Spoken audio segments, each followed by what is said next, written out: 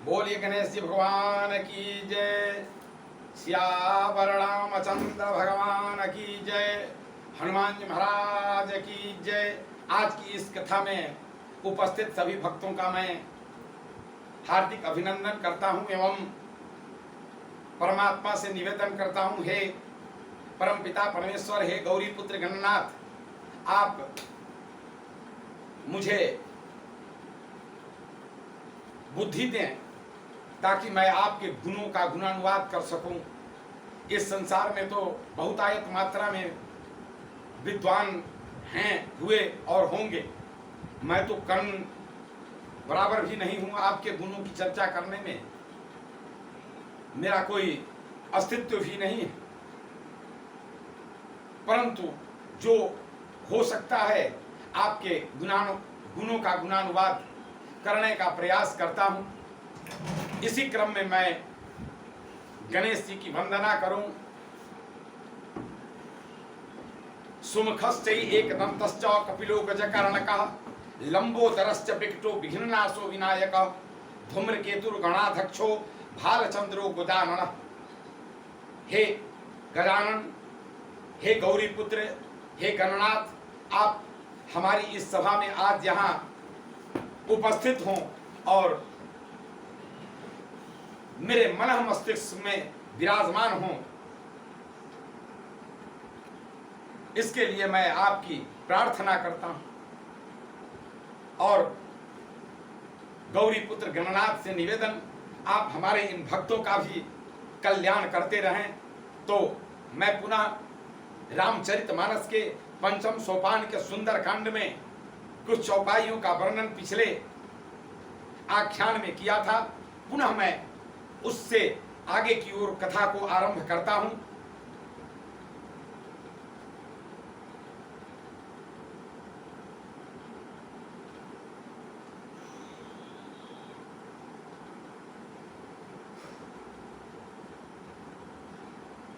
तो पिछली आख्यान में आपने सुना होगा, रामचरितमानस में सुंदरकांड में यह चर्चा जो चल रही है वह भगवती जनक नंदनी का अपहरण रावण ने कर लिया है और हनुमान जी वहां लंका में गए हैं और जाकर के माता सीता जी की खोज उन्होंने करी है और पुनः भगवती से विदा लेकर के रघुनाथ जी के चरणों में आए और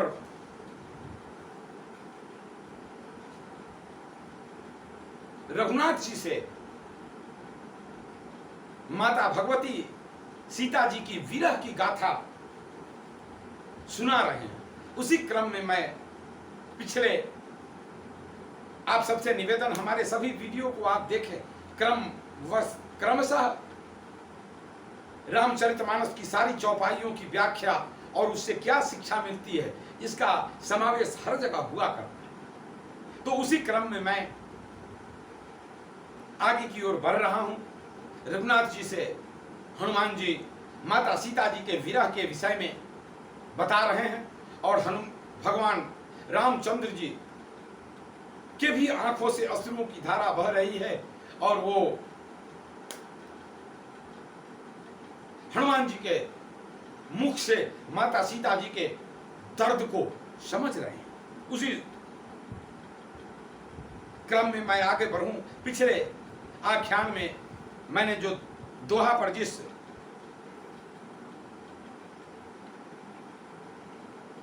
जगह मैंने छोड़ा था वहां से आगे की ओर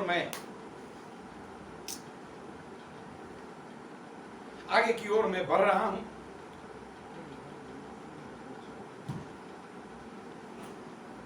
चौपाई थी, दोहा था, निमिष निमिष करुणानिधि जाहि कलप संबीत बेग चलिय प्रभु आनिया भुजबल खलदल जीत।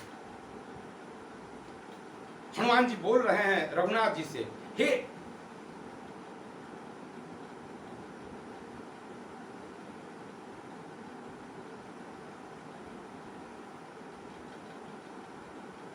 प्रभु, माता सीता जी का जो जीवन है वह बहुत ही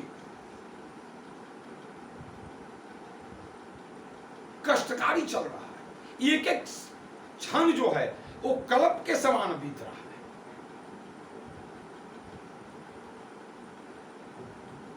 इसलिए आप जल्दी से जल्दी चलें और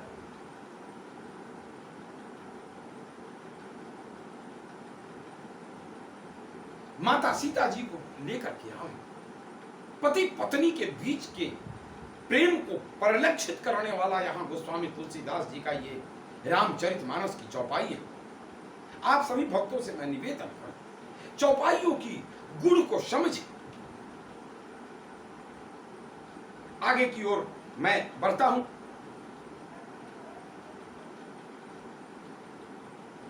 चौपाई है, सुनि सीता दुख प्रभु सुख आयना, भरी आए जल राजीव नैना, बचन काय मन मम गति जाही, सपने बुझी विपत की ताही। सुनि सीता दुख प्रभु सुख आयना।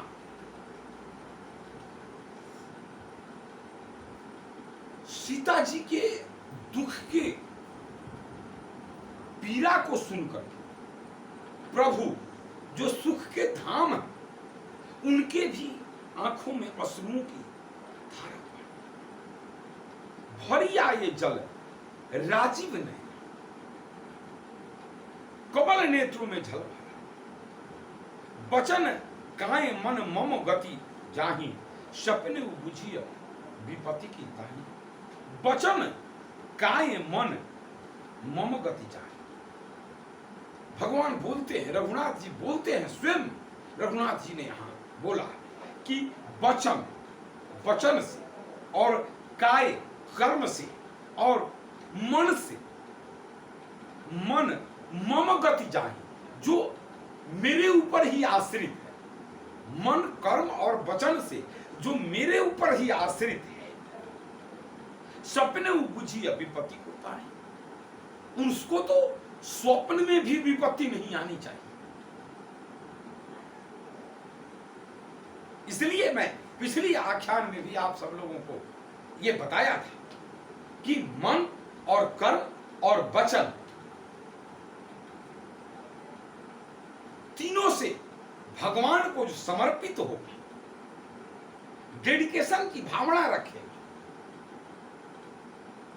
उसको तो विपत्ति सपने में भी नहीं आ सकती। जैसा कि यहां गोस्वामी तुलसीदास जी ने लिखा है और रघुनाथ जी के विषय में लिखा है, वचन काय मम मन मम गति जाही, सपने बुझी विपत्ति की ताही। जो मन और कर्म और वचन से मेरा अनुरागी बना हुआ है, मेरे ऊपर ही आश्रित है,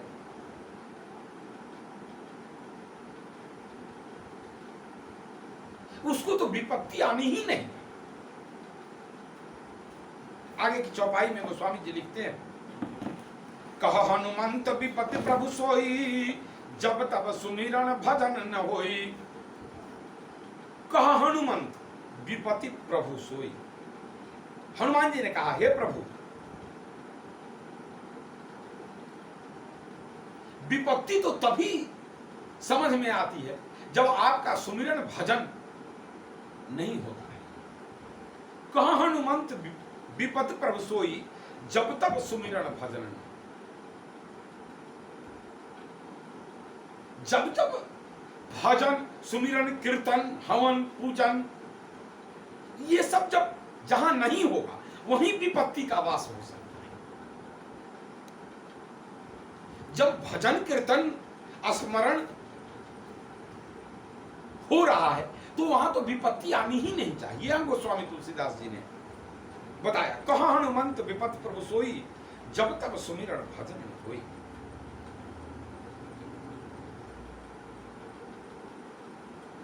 आप सभी भक्तों से मैं निवेदन करता चलूं, जिन लोगों ने अपने जीवन में, अपने दिनचर्या में, अपने दैनिक जीवन में भजन को अपना लिया है, स्मरण को अपना लिया है, पूजा पाठ को अपना लिया है, प्रतिदिन अपने इष्ट की आराधना करते हैं, उनके जीवन में विपत्ति तो आनी ही नहीं। यही इस चौपाई की व्याख्या। कहा हनुमंत विपत प्रभु सोई, जब तक सुमिरन भजन न। जब जब भजन और सुमिरन घर में नहीं होगा तो विपत्ति आनी है। इसलिए मैं आप सभी लोगों से, भक्तों से निवेदन करता चलूं, हमारे हिंदू धर्म में हर पूर्णिमा संक्रांति पर हवन पूजन भजन कीर्तन करने की परिपाटी ये हजारों वर्षों से चली। इधर मनुष्य के व्यस्ततम व्यवस्था में कुछ लोग इससे विमुख हो गए हैं। उन सभी लोगों से मैं निवेदन करता चलूं कि अगर जीवन में कठिनाइयों से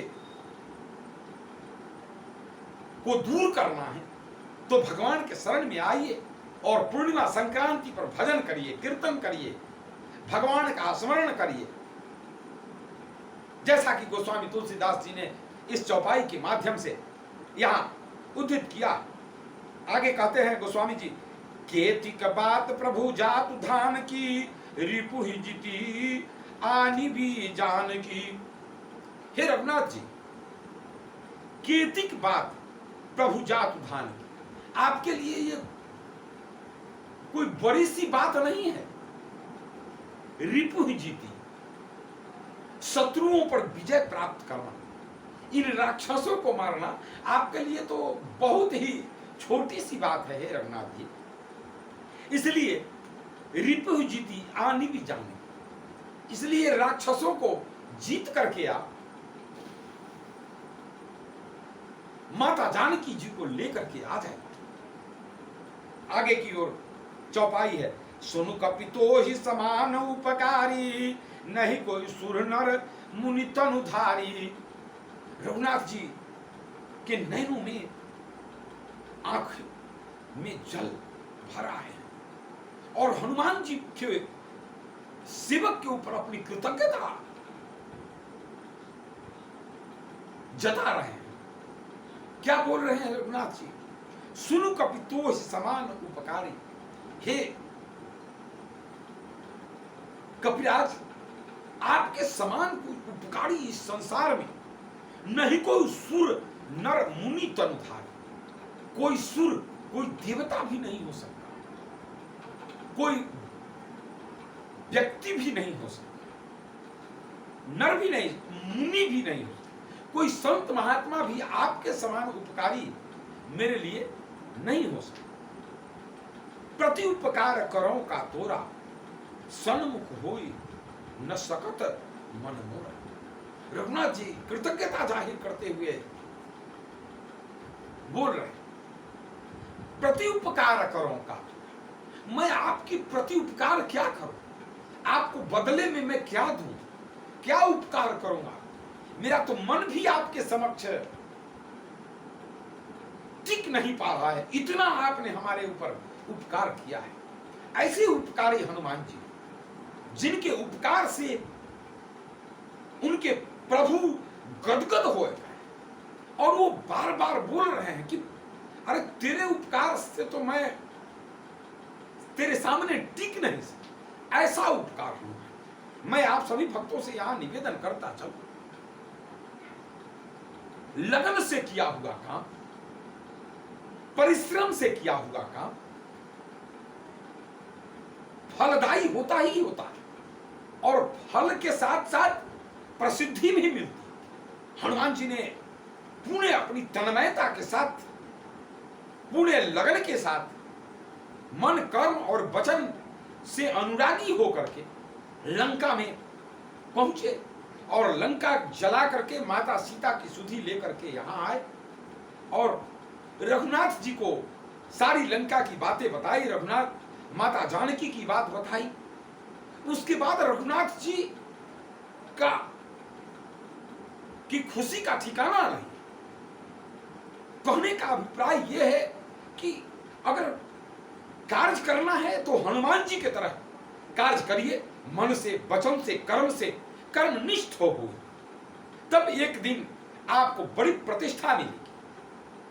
आप सब किसी भी कार्य में रहे, चाहे छात्र पढ़ाई कर रहे हों या हम सभी कहीं नौकरी कर रहे हैं, अपने अपने काम में तन्मयता रखिए, जैसे हनुमान जी तन्मय है।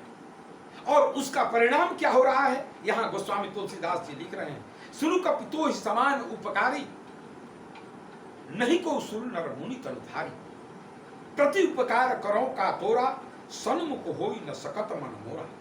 मैं तेरे सन्मुख खड़ा भी नहीं हो सकता, इतना बड़ा उपकार है आपका हे हनुमान जी महाराज। ऐसे हनुमान जी की मैं वंदना करता हूं, उनके जीवन को जीने की जो व्यवस्था है उससे मैं सीख लेता हूं और आप सब लोगों को भी सीख लेना। हनुमान जी के जैसा डेडिकेटेड हम मनुष्यों को होना चाहिए, तब जीवन में प्रसिद्धि प्राप्त होगी। आगे की चौपाई की ओर मैं अग्रसर हूं। रघुनाथ जी बोलते हैं, सुनु सुत तो ही उरी न मैं नाही, देखऊं करी विचार मन माही, पुनि पुनि कपि चितवत सुरत्राता, लोचन नीर पुलक अति गाता। सुनु सुत तो ही उरी न मैं नाही, हे पुत्र मैं आपके ऋण से उऋण नहीं हो सकता। ऐसा डेडिकेशन, ऐसा समर्पण प्रभु के प्रति हनुमान जी का, प्रभु बोल रहे हैं, भगवान को बोल रहे हैं, इस तरह का डेडिकेशन अपने जीवन में अपने सगे संबंधियों के साथ, अपने परिवार के साथ, अपने बच्चों के साथ, अपने पत्नी के साथ आप सभी भक्तों का होना चाहिए। जैसा डेडिकेशन हनुमान जी का रघुनाथ जी के प्रति, तब रघुनाथ जी का ये उत्तर है। रघुनाथ जी उसकी बखान कर रहे हैं उनके गुण।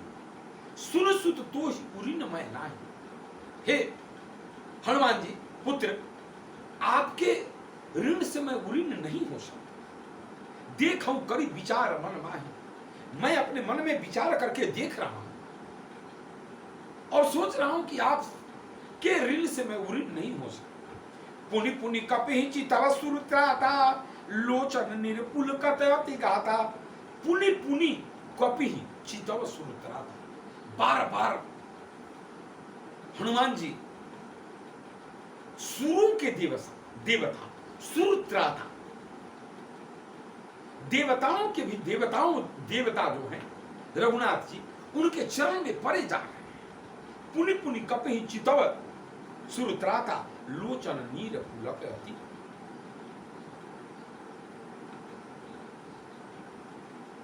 उनके चेहरे को देखते जा रहे हैं, चेहरा कैसा हो रखा है, लोचन नीर पुलक अति, उनकी आंखों से अश्रुओं की धारा बह रही और उनका सारा शरीर पुलकित हो रखा है कृतज्ञता के कारण। हनुमान जी ने इतना अच्छा कार्य किया। आगे की चौपाई, आगे की दोहा की ओर मैं बढ़ रहा हूं। दोहा में गोस्वामी जी लिखते हैं, सुनि प्रभु पचन बिलो किस मुख, गात हरस हनुमंत, चरण परे प्रेमाकुल, त्राहि त्राहि भगवंत। प्रभु के वचन को सुनकर, कभी भी अगर आपके मालिक प्रभु के वचन को सुनकर बिलो की मुख और उनका मुख देख करके, गात हरस हनुमान, बड़ी प्रसन्न हुए हनुमान जी, हर्षित हुए भगवान के पुलकित शरीर को देखकर और उनके प्रसन्न चित्त को देखकर प्रसन्न हुए। और उसके बाद क्या हुआ, हनुमान जी तुरंत पैर पर गिर गए, चरण परे प्रेमाकुल त्राहि त्राहि, और चरण में गिर गए और कहने लगे, हे भगवान आप हमारी रक्षा करें, आप हमारी रक्षा करें, आप हमारी रक्षा करें। भगवान इतनी कृतज्ञता जाहिर कर रहे हैं हनुमान जी के प्रति फिर हनुमान जी के मन में तनिक भी ये भाव उत्पन्न नहीं हुआ कि मैंने बहुत बड़ा काम, सिर्फ ये भाव उत्पन्न हो रहा है कि मैं प्रभु के चरणों में गिर जाऊं, और गिर गए। चरण पर प्रेमाकुल त्राहि त्राहि भगवान, और प्रभु के चरणों में गिर करके हे भगवान मेरी रक्षा करो, मेरी रक्षा करो, ऐसा हनुमान जी पुकार रहे। कहने का अभिप्राय यह है, जीवन में जब कभी भी प्रसिद्धि अगर मिल जाए तो कभी भी व्यक्ति को घमंड नहीं करना। हनुमान जी के तरह अपने को देखना चाहिए। इतना बड़ा कार्य करने के बाद भी हनुमान जी रघुनाथ जी के चरण में गिर करके चरण परे प्रेमाकुल त्राहि त्राहि, जो कुछ भी इस संसार में आपको मिल रहा है वो सब भगवान की कृपा से मिल रहा है। सब भगवान को समर्पित करके उसे अपने ऊपर धारण करना चाहिए। ये रघुनाथ जी ने किया, ये हनुमान जी ने किया, मैंने क्या किया? मैं तो कुछ हुई नहीं। हनुमान जी को देखिए, उससे हम लोगों को शिक्षा लेनी चाहिए। थोड़ा सा धन हो जाता है, थोड़ी सी बड़ी बड़ी गाड़ियों पर हम लोग चढ़ने लगते हैं, 2-4 मकान बना लेते हैं 2-4 शहरों में, उसी पर मैं आ जाता। हनुमान जी को देखिए, रघुनाथ जी उनके गुणों का बखान कर रहे हैं और कर रहे हैं, हे पुत्र मैं तेरे ऋण से उऋण नहीं हो सकता। फिर भी हनुमान जी ऐसे देवता जो रघुनाथ जी के चरण में पड़े, त्राहि त्राहि भगवान, और रक्षा करें प्रभु, रक्षा करें। तो मेरा इस आख्यान के माध्यम से आप सभी भक्तों को से निवेदन है कि हनुमान जी के शरण में चलें और हनुमान जी की जीवनी को देखें, जिन्होंने पूरे संसार के सारी विधि व्यवस्था को अपने ऊपर उतार रखा है। अष्ट सिद्धि नवनिधि के दाता, फिर भी उनमें मैं नहीं है। ये संसार में 10-20 वर्षों के लिए हम सब आए हैं, 50 वर्षों के लिए आए हैं। क्या यहां मैं करना, मैंने ये कर लिया, मैं वो कर लिया। सांस तो भगवान के हाथ में है, ये सांस कब छूट जाएगी इसका क्या ठिकाना है। तो क्यों ये पागल मन, क्यों घमंड करता है? आजा रघुनाथ जी के शरण में, आजा हनुमान जी के चरण में, और त्राहि त्राहि भगवंत कर ले। और इस मनुष्य जीवन जो 84 लाख योनियों के पश्चात मिले, उसकी सार्थकता को सिद्ध कर ले। मैं इन्हीं मार्गदर्शन के साथ आप सभी लोगों से निवेदन करता हूं, आप सभी लोग मेरे इस आख्यान को आगे भी आप सब देखेंगे और अपने जीवन को धन्य बनाएंगे। इसी के साथ मैं आज की इस कथा को यहां विराम देता हूं, और आप सभी भक्तों के लिए, आप सभी सुनने वाले देखने वालों के लिए मैं हनुमान जी से निवेदन करता हूं और रघुनाथ जी से मैं निवेदन करता हूं, हे रघुनाथ जी, हे हनुमान जी महाराज, आप मेरे भक्तों के मन में किसी प्रकार का विकार न आने दें और सबका मन आप अपने मन के समान बनाए रखें। यही निवेदन के साथ मैं गणेश जी को धन्यवाद करता हूं, जिन्होंने आकर हमारी मन मस्तिष्क पर विराजमान होकर आप सभी भक्तों के समक्ष बोलने का व्यवस्था दिया। और हनुमान जी महाराज और रघुनाथ जी से मैं निवेदन करूं, आप सबकी बड़ी कृपा हमारे ऊपर। बोलिए हनुमान जी महाराज की जय, सियावर रामचंद्र भगवान की जय, राधा कृष्ण भगवान की जय, सभी देवी देवताओं की जय। धर्म की जय हो, अधर्म का नाश हो, प्राणियों में सद्भावना हो, विश्व का कल्याण हो। ओम हर हर महादेव,